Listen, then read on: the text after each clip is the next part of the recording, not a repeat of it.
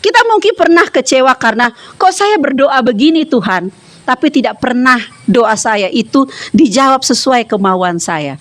Saya harapnya gini Tuhan, tapi kenapa yang terjadi tidak sesuai kemauan saya? Saya maunya hidup menua bersama Dia, tapi kenapa hidup kami hanya sampai di sini saja kebersamaannya?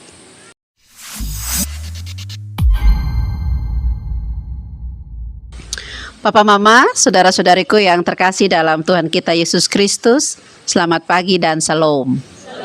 Selamat ulang tahun Gereja Masehi Injili Timor. Artinya selamat ulang tahun buat kita semua. Tapi lebih daripada itu, kita juga sama-sama bersyukur untuk hari ulang tahun reformasi gereja. Tidak terasa 508 tahun kita gereja terus membentuk kembali diri. Sampai bertemu dengan bentuk yang pas, tetapi tidak berhenti pada satu bentuk saja.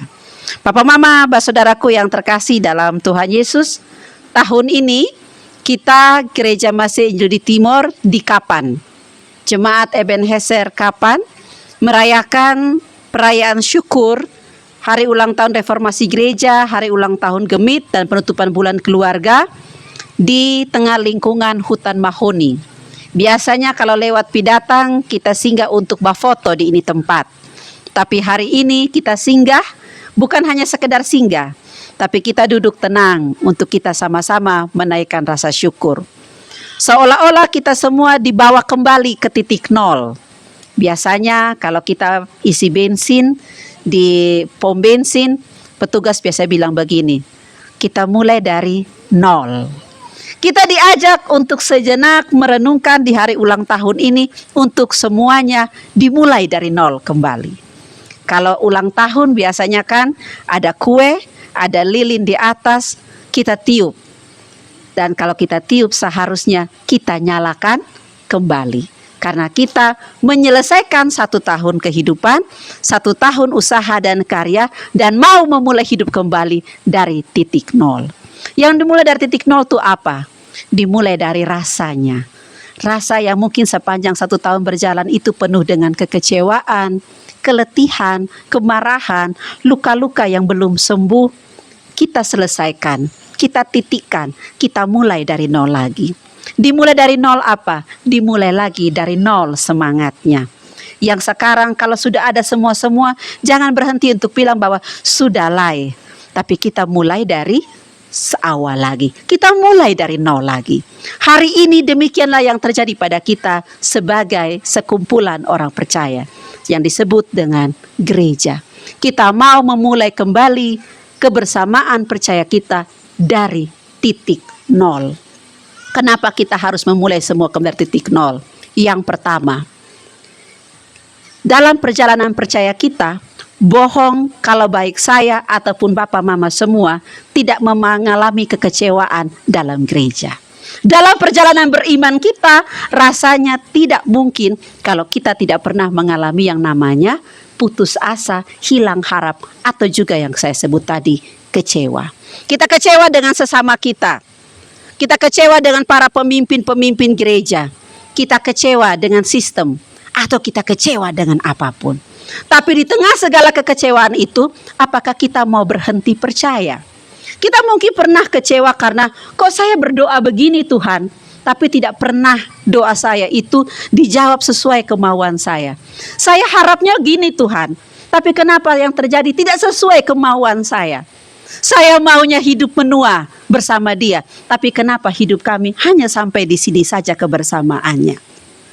Kecewa itu yang hari ini di hari ulang tahun, dalam hal beriman, dalam hal percaya, Tuhan ajak, ayo kita mulai perjalanan bersama percaya kita dari titik nol lagi. Yang kedua, kenapa kita harus mulai dari titik nol perjalanan bergereja kita? Setiap hari orang itu harus bertumbuh. Semua orang itu harus bertumbuh. Semua yang hidup di dunia ini harus bertumbuh. Salah satu tanda yang menyatakan bahwa semua yang ada di dunia itu bagian dari kehidupan adalah bertumbuh. Jadi kalau dia tidak bertumbuh, artinya dia sudah mati. Meja tidak bertumbuh karena meja adalah benda mati. Pohon, dia bertumbuh dari waktu ke waktu karena dia adalah makhluk hidup. Batu tidak bertumbuh karena dia adalah benda mati. Tetapi kita manusia bertumbuh karena kita adalah makhluk hidup. Demikianlah gereja, orang percaya itu harus bertumbuh.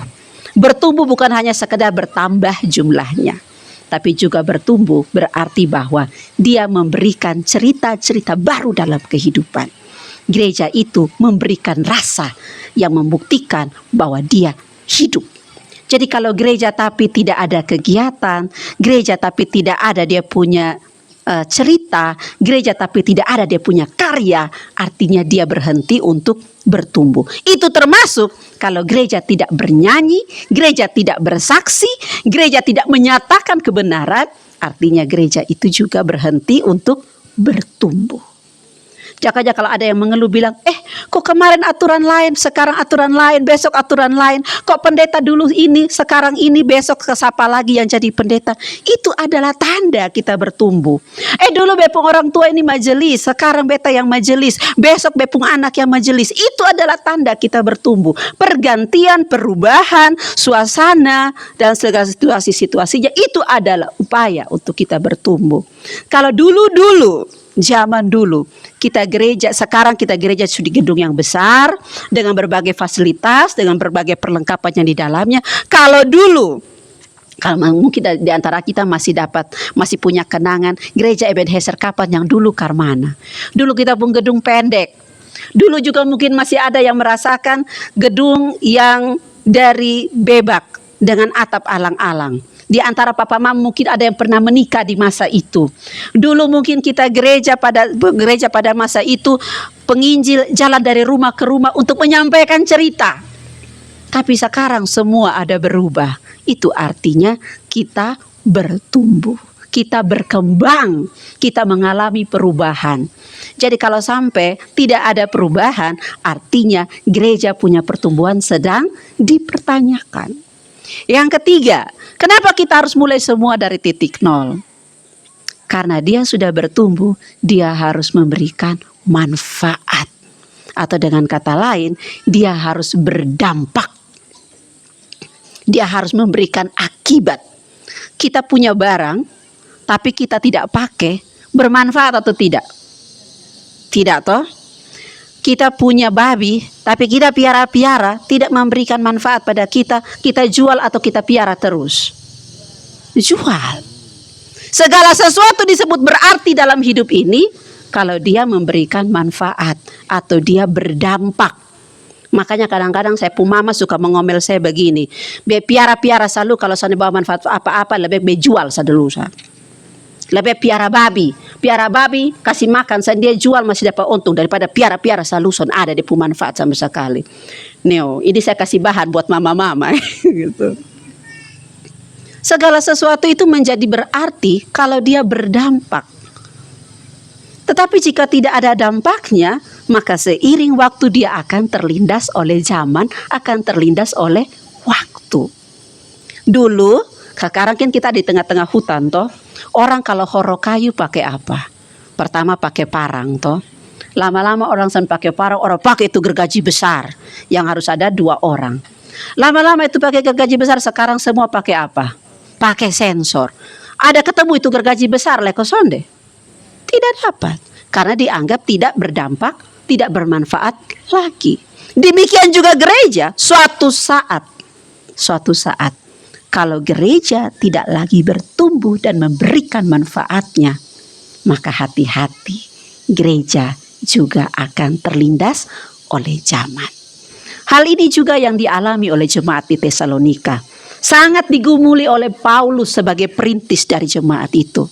Karena itu dia mengirimkan bagi jemaat di Tesalonika, utusannya yang bernama Timotius. Sehingga apa yang disampaikan oleh Paulus lewat surat pertama Tesalonika pasal 3 ayat 1 sampai 13 yang merupakan bacaan kita ini adalah pemberitahuan kepada jemaat di Tesalonika tentang apa yang dibawa oleh Timotius.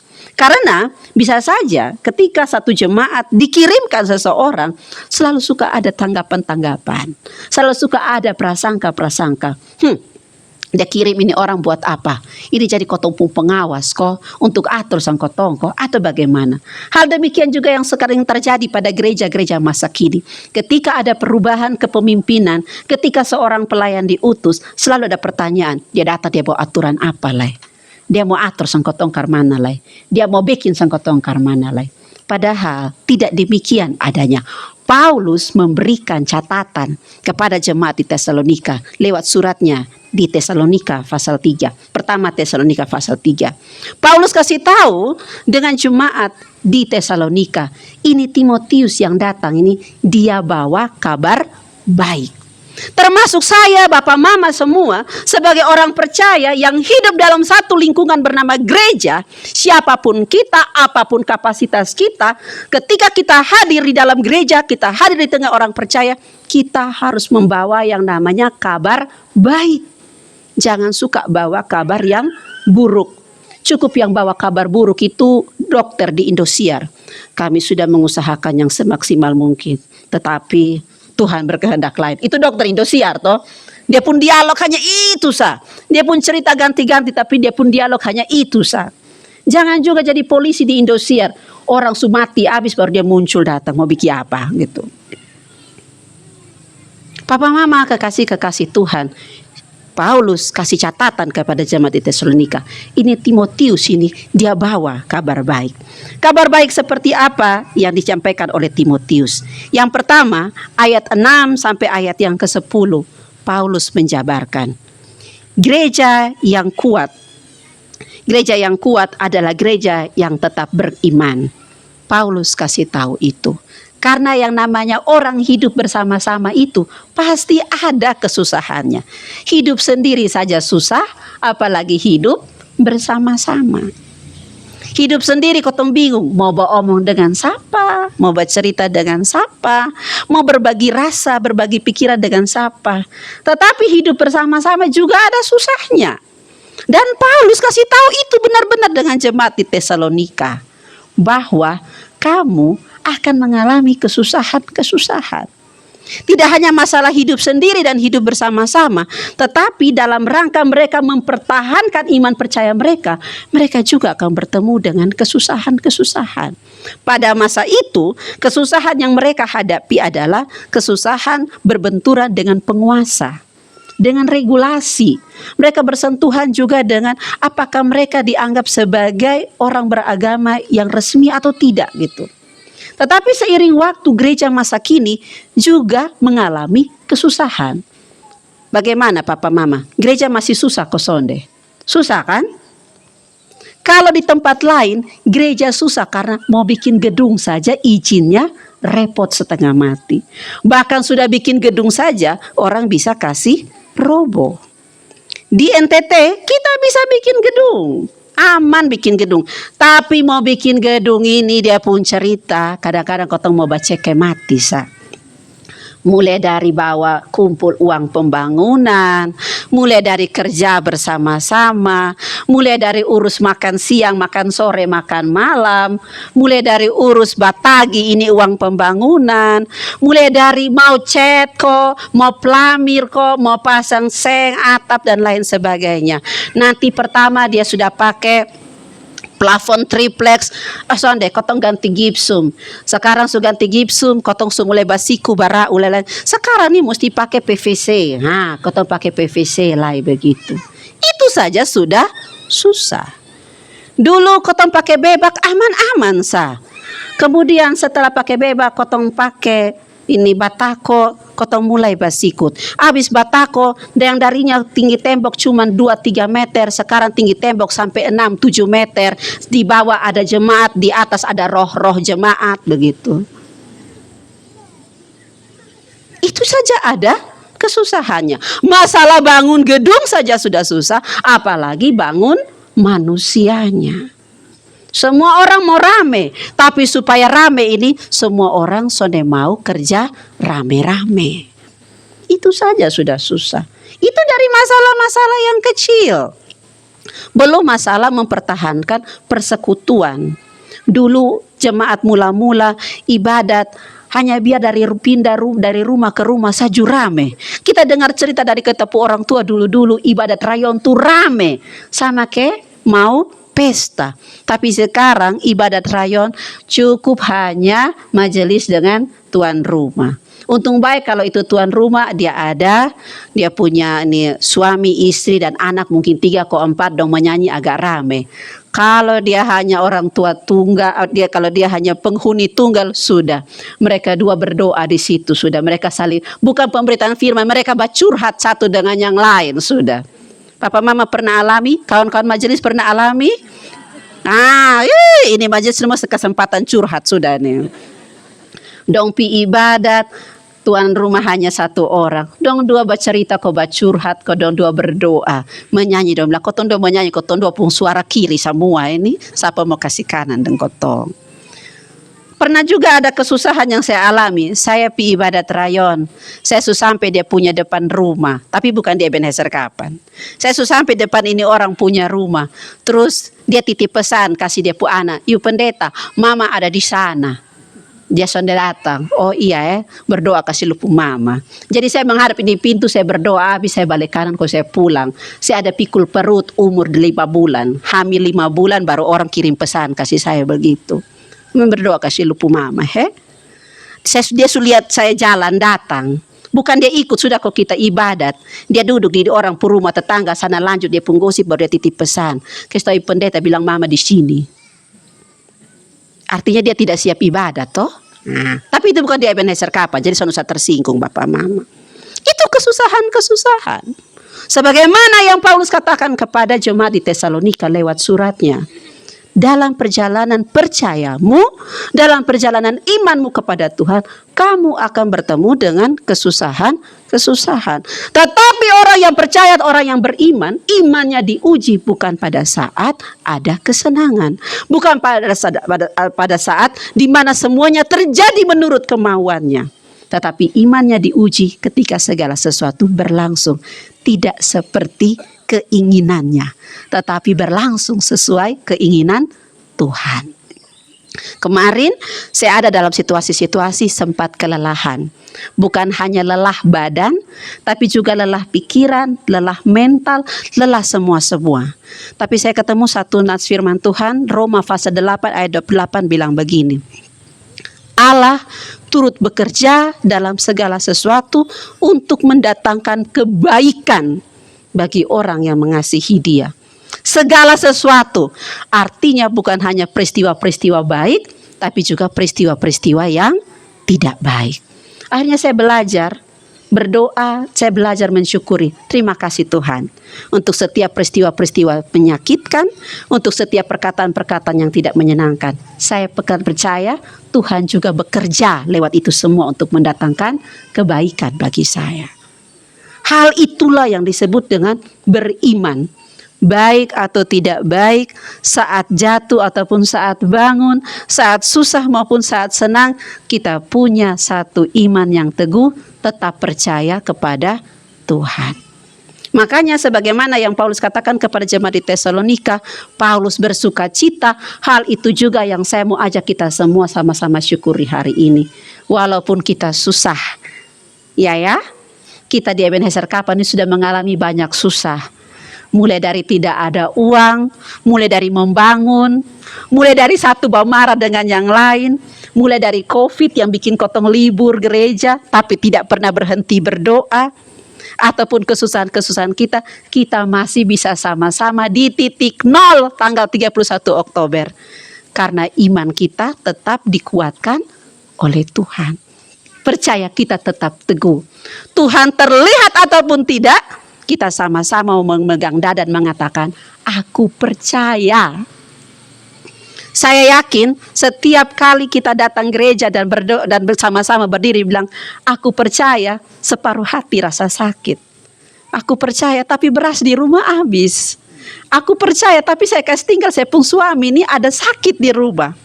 Aku percaya tapi saya kasih tinggal saya pun anak ini yang ada dalam kesakitan di rumah. Aku percaya tetapi saya punya rumah tangga ini ada mau pisah saja rasanya. Aku percaya, tapi di luar sana semua orang omong saya pun nama.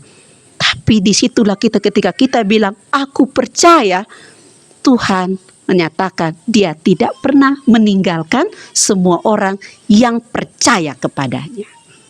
Hal yang kedua, Papa Mama semua. Ini Paulus kasih tahu dengan jemaat di Tesalonika. Paulus kasih tahu dengan jemaat di Tesalonika di ayat yang ke-11 sampai ayat yang ke-13.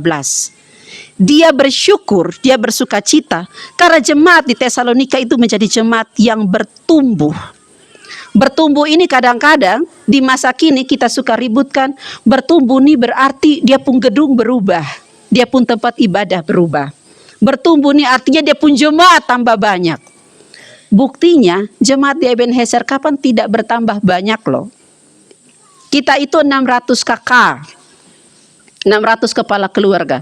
Itu sudah dikurang-kurangi pos pelayanan yang kemarin sudah dimandirikan ya. Tapi kita tuh 600 kakak. Saya sepanjang sekian tahun, sudah 6 tahunan melayani di Ebenezer Kapan. Itu pelayanan perjamuan kudus itu di perjamuan kudus triwulan 1, triwulan 2, triwulan 3 itu mentok-mentok angkanya antara 300-an sampai 400-an. 200 sampai 400 lah gitu. Nanti dia membludak itu di perjamuan triwulan 4 atau perjamuan akhir tahun. Makanya saya pernah main gila. Intel dong baru keluar gitu. Intel dong baru pulang markas kok lapor diri. Jadi makanya jadi 700-an, kadang-kadang 1000 warga jemaat. Kita tuh tidak bertumbuh, kita tuh tidak berkembang dalam hal jumlah. Karena begitu ada yang kelahiran bertambah, anak-anak kita juga ada yang jalan, ada yang kemana-mana gitu. Kita tuh tidak bertumbuh secara jumlah, kita tuh tidak berkembang secara jumlah. Tetapi pemahaman kita, percaya kita, gerak iman kita semakin berkembang dari waktu ke waktu. Dulu kita percaya bahwa kalau lu kincing sembarang di situ nanti lu kena kutuk. Tapi sekarang kotong su kincing sembarang sason ada yang kutuk lagi toh begitu. Atau dulu kotong bilang begini, kalau potong ini pohon ini nanti dia pun penunggu marah. Sekarang sudah ada sensor, semua pohon kotong potong habis. Kotong sudah takut satu juga gitu. Itu artinya percaya kita, gerak iman kita sudah mulai bertumbuh, sudah mulai berkembang. Di titik 0 hari ini, Paulus kasih ingat kita, coba ingat-ingat, kamu punya iman masa kecil itu bagaimana? Dan sekarang di umur kamu sekian, iman kamu berkembangnya seperti apa? Dulu ada yang menyanyi pakai perasaan-perasaan. Sekarang menyanyi lepaskan sebagai bagian dari memuliakan Tuhan. Dulu kita kalau ke gereja, pakai warna apa sah? Sekarang iman kita mulai bertumbuh berkembang. Kita coba-coba supaya terlihat apik, terlihat serasi, terlihat cantik, terlihat manis. Kita pakai kebersamaan sebagai berbagai wujud kebersamaan. Dulu kalau ada satu orang yang dia bisa omong, nah dia bawa semua.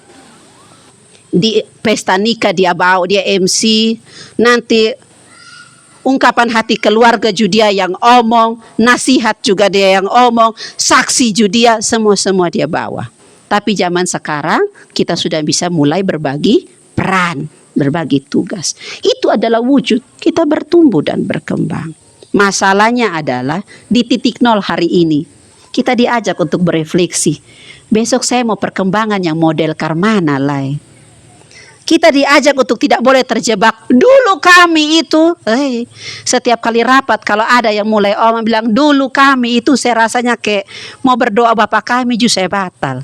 Karena Bapak kami kan sudah doa dari dulu-dulu. Nah, masalahnya berdoa Bapak kami terus hanya percaya Tuhan itu Bapak kayak pun susah lah. Ketika Abah omong dalam gereja, semua anggap diri dia yang Bapa habis. Padahal tiap hari berdoa, Bapa kami yang di surga. Selanjutnya, Papa Mama, Bapak Saudaraku yang terkasih, Paulus juga kasih tahu dengan jemaat di Tesalonika. Di ayat-ayat selanjutnya, ayat 11 sampai ayat yang ke-13.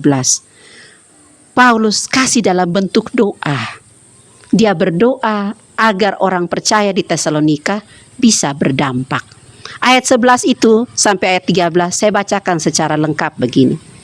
Kiranya Dia, Allah dan Bapa kita dan Tuhan Yesus dan Yesus Tuhan kita membukakan kami jalan kepadamu. Dan kiranya Tuhan menjadikan kamu bertambah-tambah dan berkelimpahan dalam kasih, seorang terhadap yang lain dan terhadap semua orang, sama seperti kami juga mengasihi kamu. Kiranya Dia menguatkan hatimu supaya tak bercacat dan kudus di hadapan Allah dan Bapa kita pada waktu kedatangan Yesus Tuhan kita dengan semua orang kudusnya. Maka ketika kalau kita ada dalam refleksi, Ibu Pendeta, omong berdampak nih, kita harus ke mana? Dalam doanya Paulus kasih tahu dan jemaat di Tesalonika, dan berlaku juga buat kita hari ini. Ketika berdampak, kita sebagai gereja harus mengupayakan, apakah kita sudah menjadi pembawa kasih di dunia ini? Ataukah kita menjadi gereja, menjadi satu lembaga yang sekedar sebagai sebuah organisasi mati, tapi tidak menyatakan kasih?